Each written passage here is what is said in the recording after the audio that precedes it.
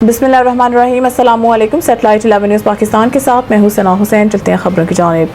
Malik Hussain Rafe नुमाइंदा खसूसी 11 news Pakistan की रिपोर्ट के मुताबिक इस्लामाबाद इंतजामिया ने खैबर पख्तूनख्वा से लाई गई सरकारी मशीनरी जब्त कर ली। इस्लामाबाद इंतजामिया ने खैबर पख्तूनख्वा से तहरीक इंसाफ के एहतजाज के लिए लाई गई सरकारी मशीनरी जब्त कर ली। ज़िला इंतजामिया के ज़राए के मुताबिक खैबर पख्तूनख्वा से लाई गई रेस्क्यू 1122 फायर ब्रिगेड की गाड़ियाँ तहवील में ले ली गई हैं। ज़राए के मुताबिक खैबर पख्तूनख्वा से लाई गई सरकारी मशीनें इस्लामाबाद इंतजामिया ने तहवील में ले ली। दूसरी तरफ इस्लामाबाद और रावलपिंडी में 2 रोज़ बाद जिंदगी मामूल पर आ गई।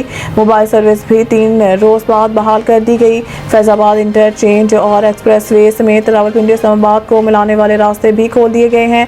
खैबर पख्तूनख्वा और पंजाब को मिलाने वाली GT road Islamabad Peshawar M1 Islamabad Lahore M2 motorway भी ट्रैफिक के लिए खोल दिए गए।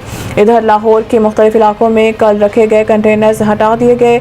मोटरवे भी खोल दी गई, जबकि दाखिली और खारजी रास्तों पर ट्रैफिक रवां दवा है।